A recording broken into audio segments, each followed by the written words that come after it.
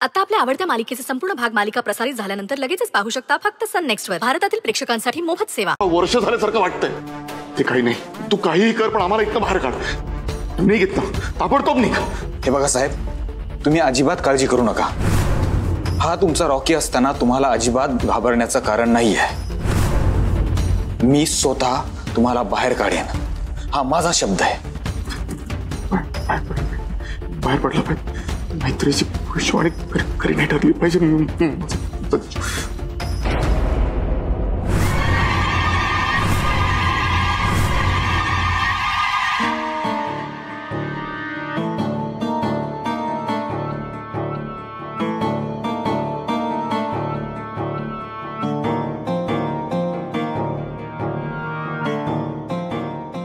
Madam, हे रावसाहेबांचे बेलचे papers.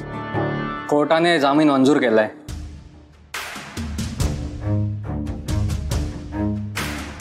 Surve काका, बाहेर काढा त्यांना.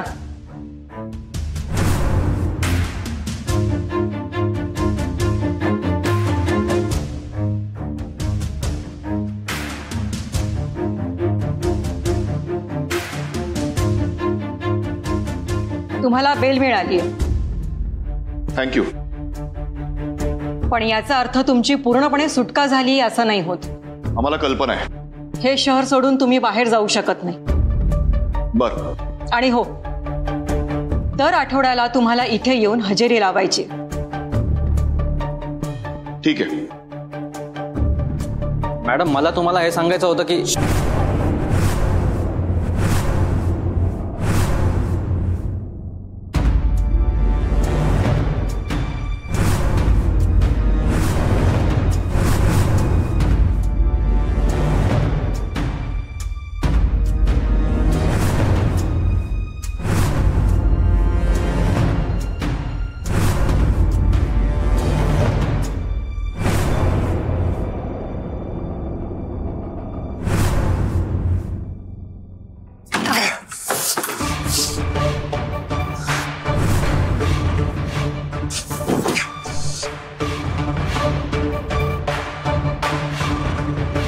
साहेब, मी काय म्हणतो, आउट.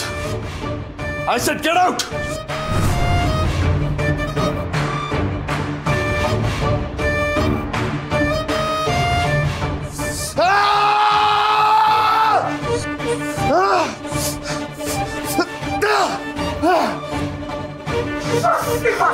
काय झालं सांगणार तुला, मग सांगणार. कोट घेऊन ये माझा. कोट घेऊन ये, एकदा घेऊन ये. लवकर जा, लवकर.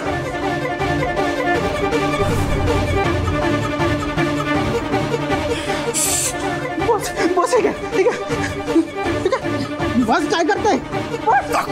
जाणून घ्यायचं ना काय झालंय मला.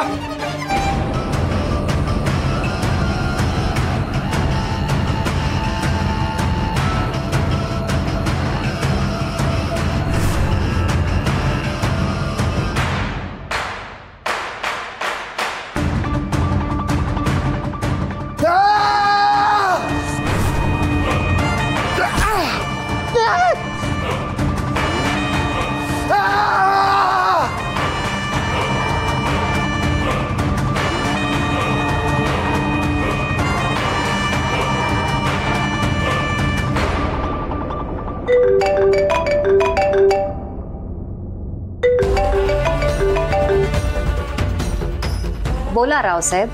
चूक केलीस तू. या रावसाहेबच्या बाबतीत खूप मोठी चूक केलीस तू.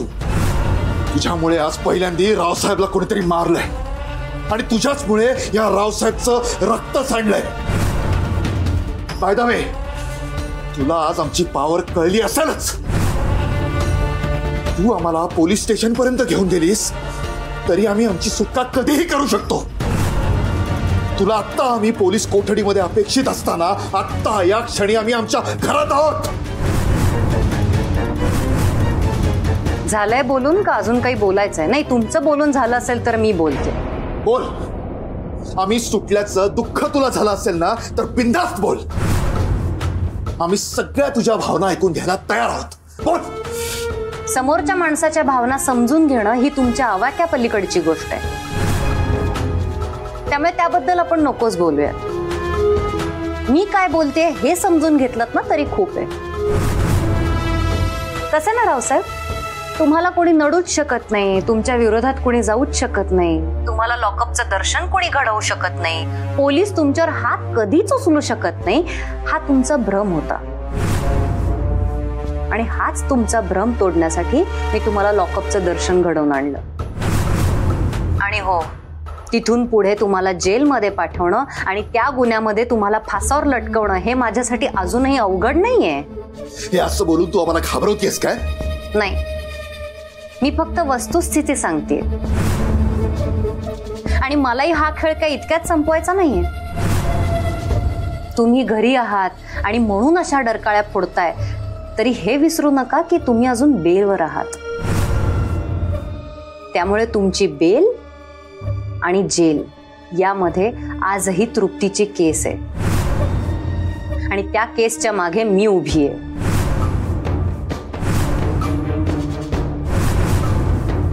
ज्या दिवशी ही केस खऱ्या अर्थाने उभी राहील त्या दिवशी मी तुमचा चॅप्टर क्लोज करून टाकणार.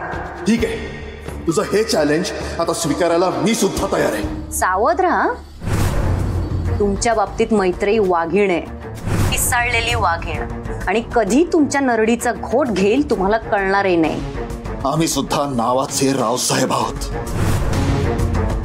तू जर नरडीची भाषा करणार ना तर आत्ताच समजून जा, तुझी तिरडी आम्हीच उचलणार.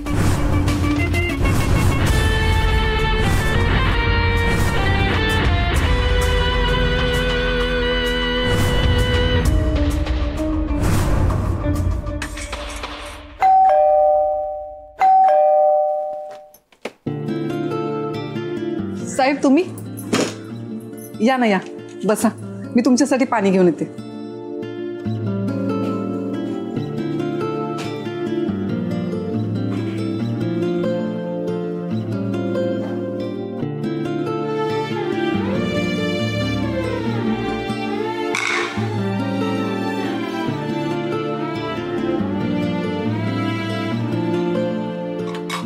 तुम्ही आज असं अचानक कसं काय येणं केलं? ऍक्च्युली मी आपल्या घरात परत राहायला यावं असं शक्तीचं म्हणणं होतं. हट्टच होता तिचा. बरेच दिवस तिला भेटलो नव्हतो. म्हटलं तिला भेटावं, तिच्याशी गप्पा माराव्यात. खूप काही शेअर करायचंय तिच्याबरोबर, म्हणून मग निघूनच आलो. तुम्हाला असं इथं आलेलं पाहून शक्ती तर खूप खुश होणार आहे. पण